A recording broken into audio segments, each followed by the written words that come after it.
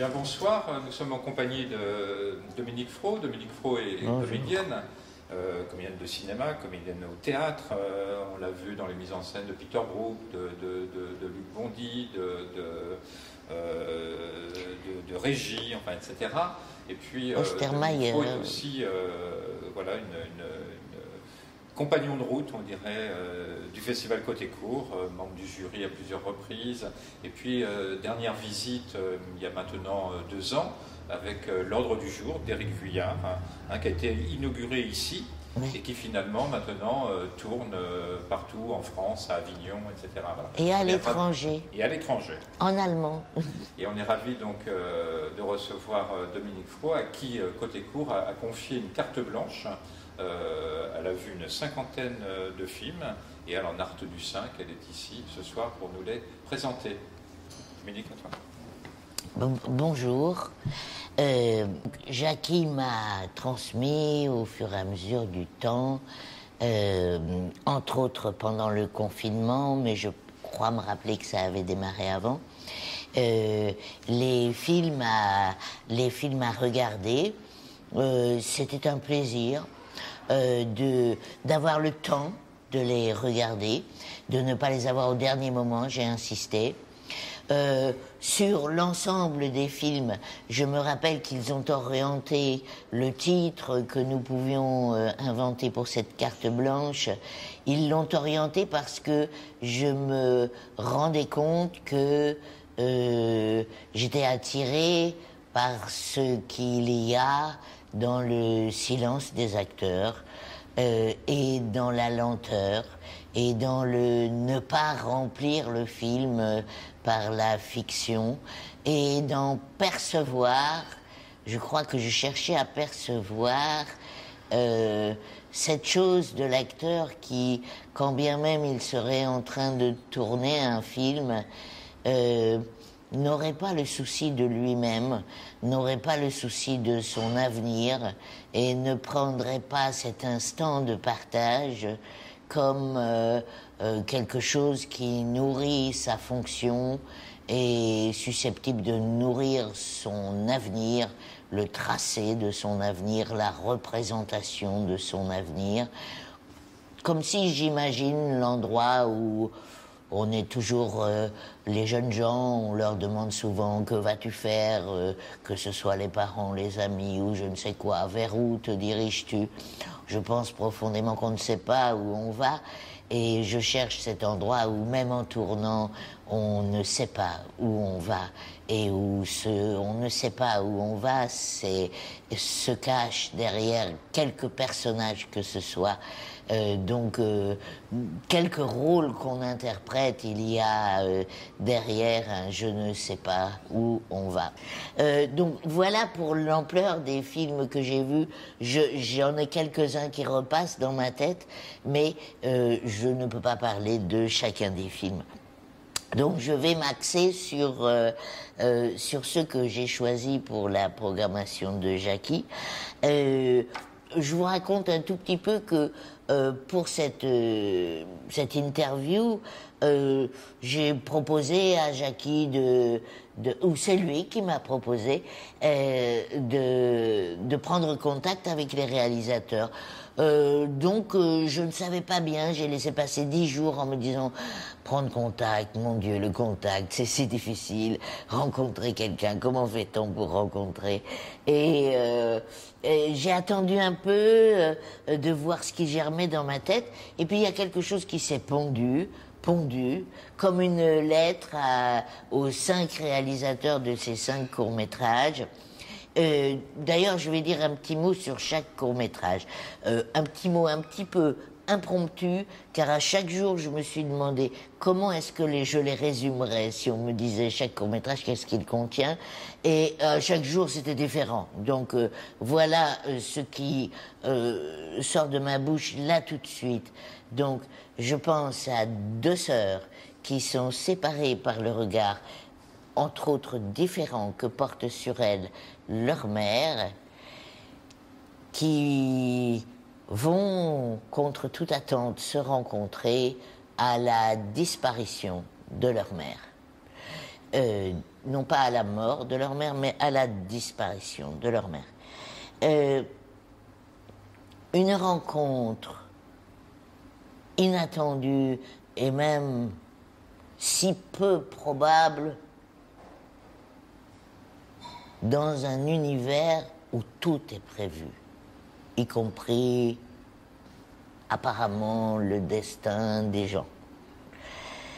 Ça, c'est pour... Faut-il que je dise le titre des films auxquels ça se raccroche, ou alors on les laisse deviner si les gens... Alors Jackie me donne le livret du festival, du coup j'interroge Jackie. C'est pas bien le résumé que je fais? S'il te plaît, bon d'accord, je titre pas, non? L'autre chose, c'est un faux pouvoir que le spectateur sait dès le début du film en tant que faux pouvoir, qui rencontre apparemment de façon fortuite quelqu'un qui croit, même si c'est une croyance dubitative, en ce pouvoir.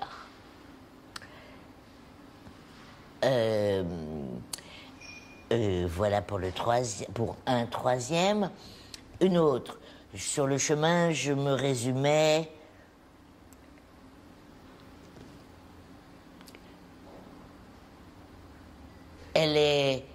La voilà responsable d'une chose énorme, à la perte de son père. Il a perdu sa fille. Quelque chose les fait se croiser pour un moment au travers d'une Opel Corsica rouge. Il m'en manque un. Oui.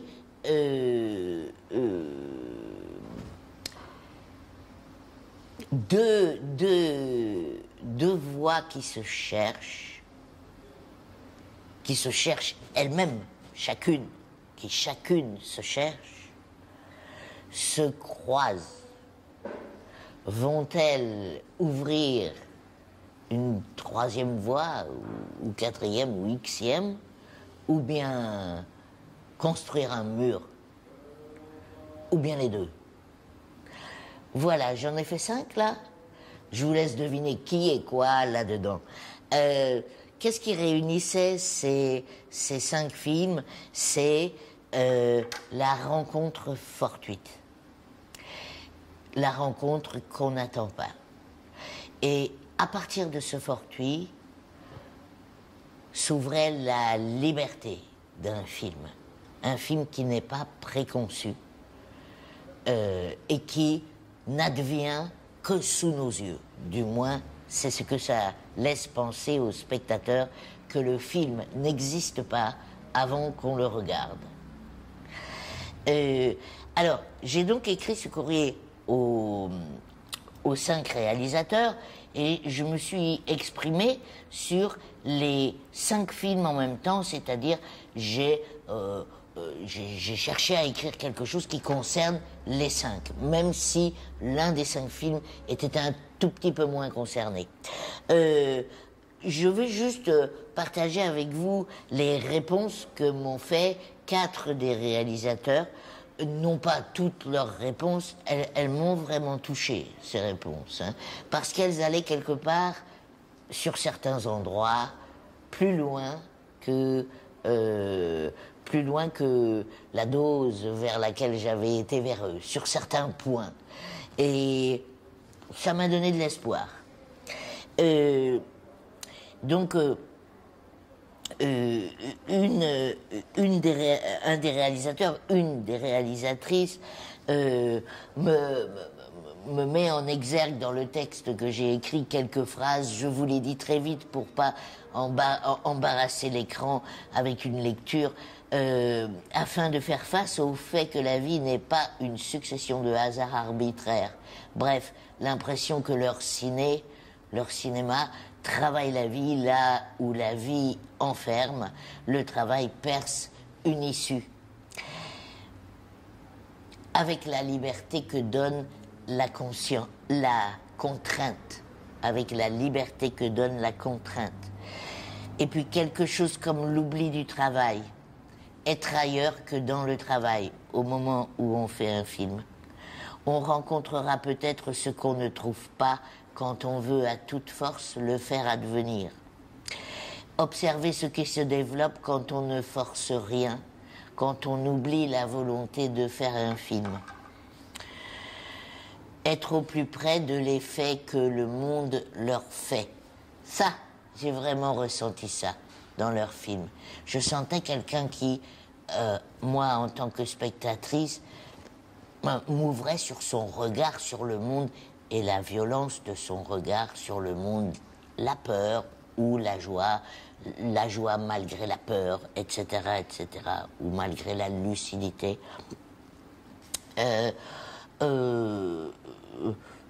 Vouloir agir sur le monde et partager le fait que le monde agit catastrophiquement sur les individus. Donc j'ai senti dans ces 5 films un élan pour agir sur le monde, si peu que ce soit. Cette réalisatrice m'a souligné l'idée de la fable qui n'existe pas avant qu'elle n'advienne sous nos yeux, ce que je vous ai dit tout à l'heure. Et puis, dans les dialogues ou dans les face-à-face, dans la façon de se regarder, de bouger, dans la lenteur aussi qui souvent est là dans les films, mais comme une vitesse, curieusement. On la sent comme une vitesse, comme le contraire d'une agitation, et donc qui laisse passer des choses à toute vitesse, notamment dans notre tête.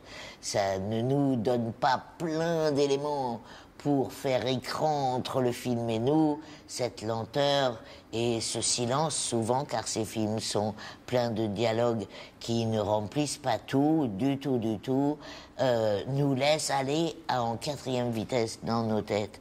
Donc j'ai écrit cette phrase, une vie furtive et discrète, une autre manière de voir dans les espaces exigus et les silences rares que ménage le tumulte.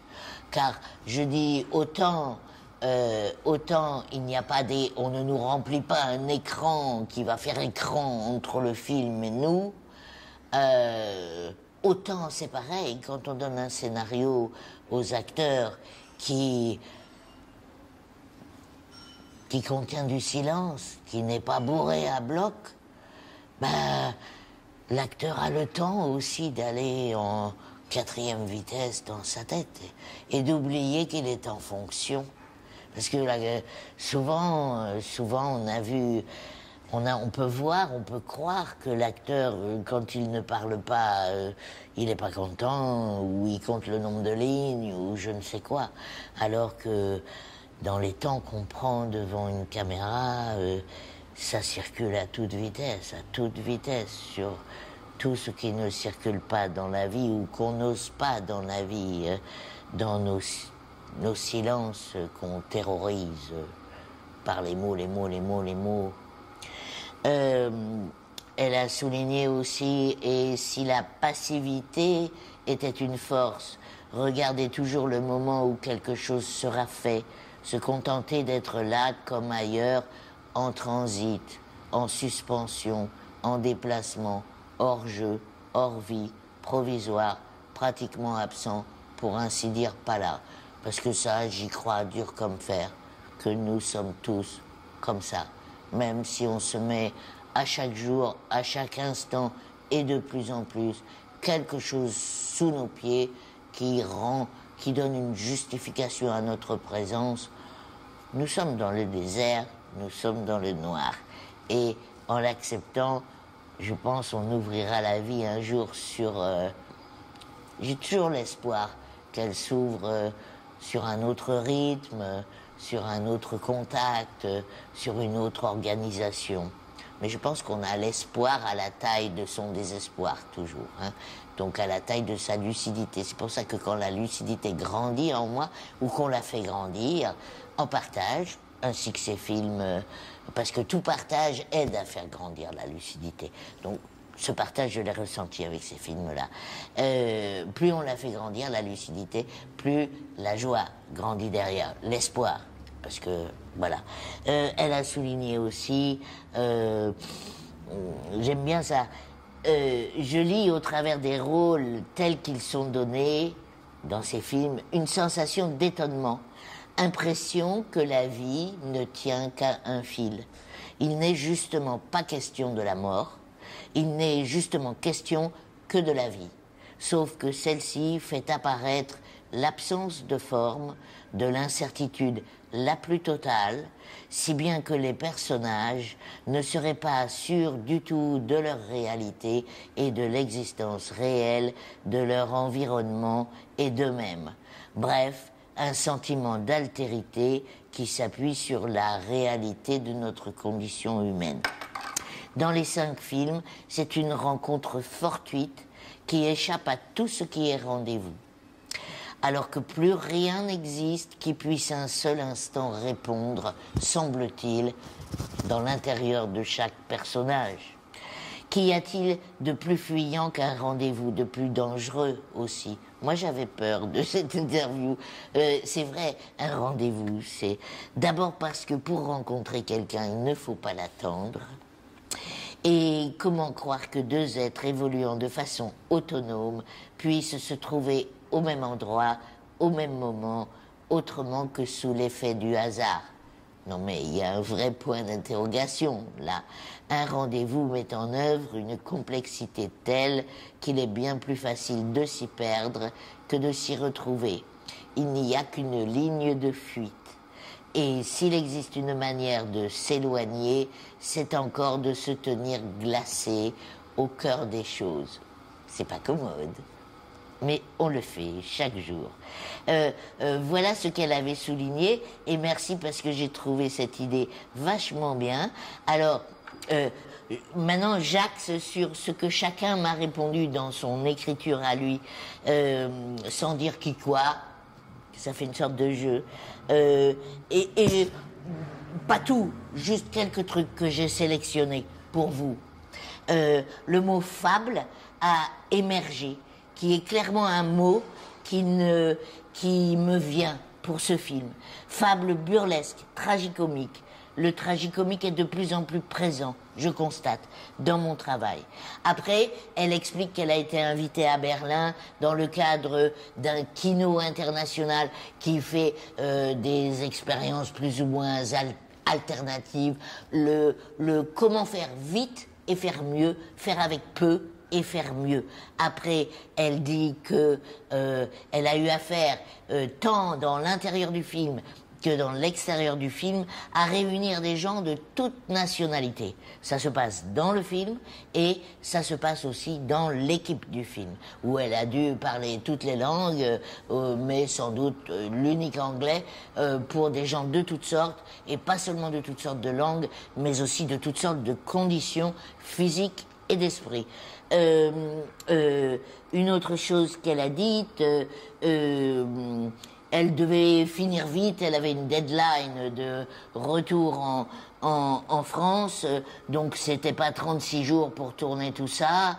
Elle est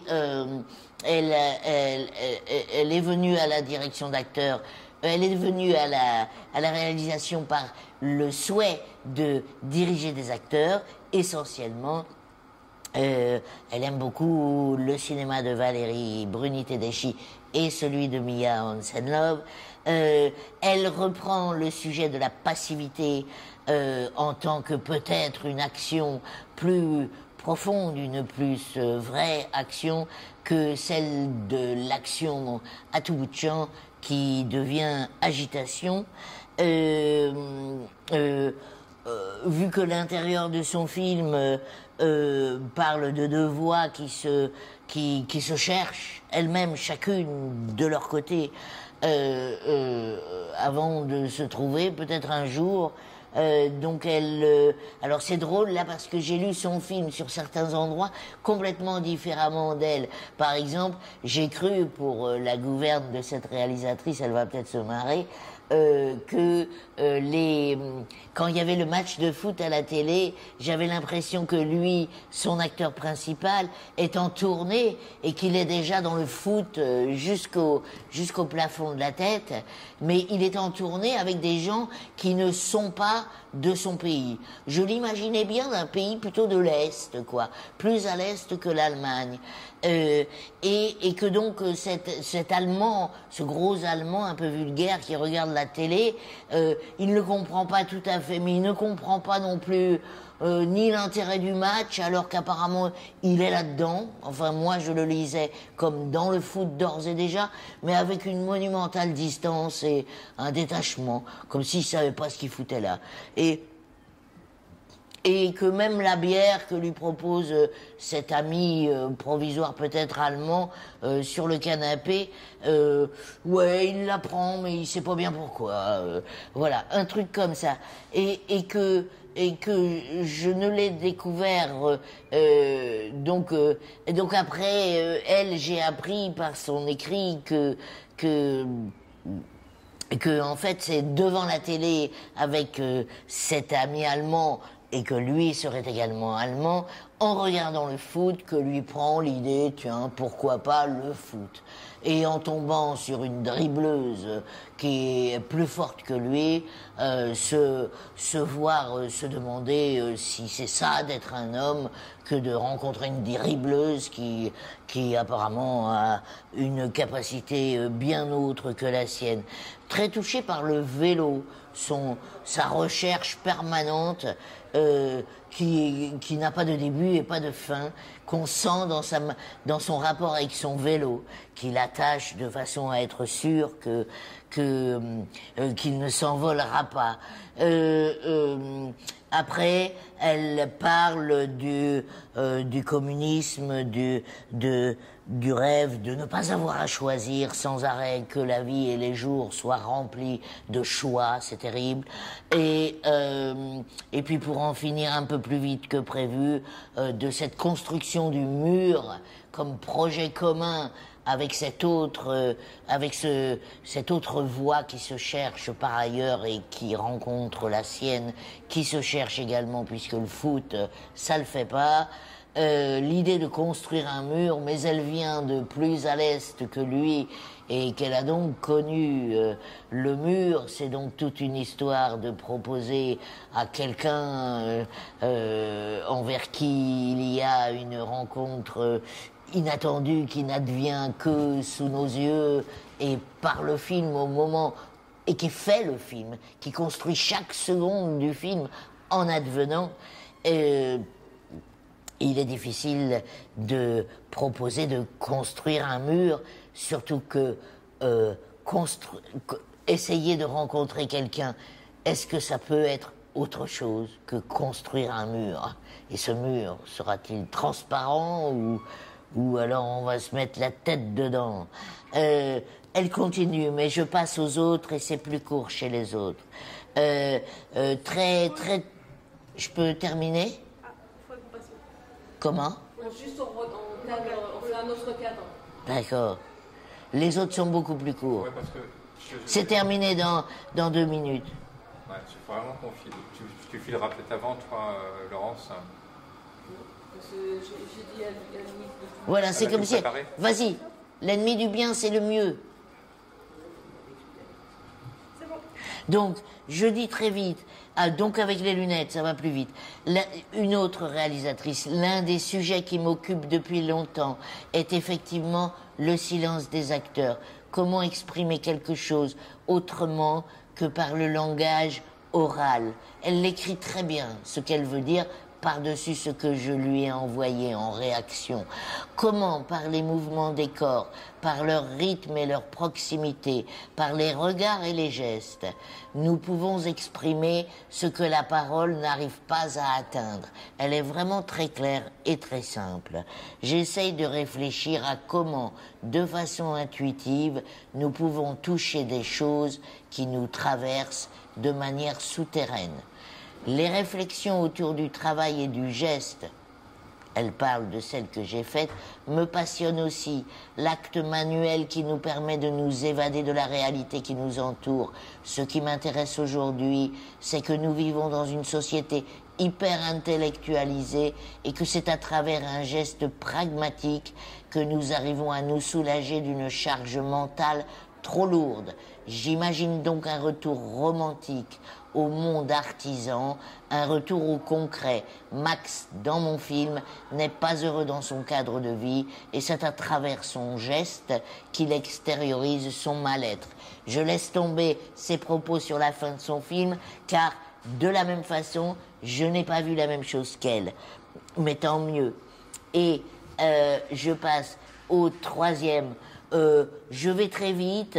Il a été touché par cette idée que je dise le déroulement des scénarios et la fragilité de la rencontre fortuite qu'ils mettent en scène permet une écoute flottante, d'autant plus profonde parce que justement débarrassée de l'habituelle perception de la fable qui n'existe pas avant qu'elle n'advienne sous nos yeux. Le fortuit exclut le préconçu. Il a mis le point fort là-dessus et puis a terminé sur le fait qu'il est en train aujourd'hui de travailler sur Brecht et Jean-Marie Straub-Huillet, notamment sur Antigone, et que du coup, à l'écoute des propos que j'ai écrits, lui venait l'idée que il est loin du tournage de son film, 1 an et demi après, mais il s'en rappelle comme finalement, à cette époque-là, sans en avoir tout à fait autant conscience, dialectique, entre guillemets, je ne sais pas si c'est le mot, qu'aujourd'hui, il avait l'intuition de faire parler une relation de pouvoir qui serait fausse, mais qui peut-être apparaîtrait vraie à l'héroïne. Le grand ami de l'exercice de la force et du pouvoir est le langage. Et il insiste sur le fait que le spectateur sait dès le début que c'est un faux pouvoir. Enfin, pour le 4e, puisque le 5e, je n'ai pas eu de retour, il m'a appris quelque chose. Mais en regardant leur film à Daniela et à Mathieu, j'ai eu plein d'échos sur tous les films que j'ai cherché d'eux, parce que j'en ai cherché d'autres, tant sur le film sur la mère, enfin sur la rencontre au travers du deuil du père, les objets du père, la moutarde, le truc là, des objets tout à fait banaux, à la mort du père, où on interroge la présence qu'avait cette personne à travers des objets et qu'elle laissera. Et puis on interroge le deuil 15 ans plus tard dans ce film qui s'appelle Causerette, ou je ne sais plus comment, pardon pour écraser le titre, sur la mère et sur les objets également, sur la collection, tout ça. Et puis bien sûr ce film sur la grève générale qui très touchant pour moi parce que c'est si rare de croire en tant qu'acteur que on partage avec le réalisateur, avec les réalisateurs s'il y en a plusieurs, autre chose qu'une fonction et qu'un échange de bons procédés pour faire advenir les avenirs de chacun, c'est-à-dire qu'on partage vraiment le sujet. Et dans ce film, on a l'impression que ceux qui sont filmés et ceux qui filment partagent le même sujet, la même guerre. Pour moi, c'est très rare et c'est un espoir. Je dis juste ce qu'ils m'ont écrit. Ils ont repris dans mon idée du silence, ils sont revenus à ce premier moment où ils écrivaient le scénario, à l'écriture du scénario, et se sont aperçus que cette écriture se nettoyait de plus en plus des dialogues et des mots au fur et à mesure que dans leur tête, dans la conception du film, venaient les lumières, les costumes, les tout-ci. Et d'ailleurs, dans ce film, bien sûr, les lumières, les changements de plan, les changements de couleur parlent très fort. Les changements de rapprochement des personnages entre eux, de cadrage, de tout ça, ça parle très fort. ainsi que dans d'autres des films, mais particulièrement celui-là. Donc voilà, avec en gros, il me dit que avec la construction du film, de plus en plus des plans, des couleurs, des habits, des cadrages et de tout ça, les dialogues arrivent à la limite du silence. Et après, aux acteurs d'en profiter. Voilà. Je vous dis au revoir. Je vous dis merci d'avoir regardé ou pas cette chose-là, d'avoir joué aux devinettes ou pas. Et merci à Jackie de m'avoir invité à faire ce geste de regarder 50 films. Ça n'était que top. Et merci aux 2 jeunes femmes qui nous filment actuellement. Salut!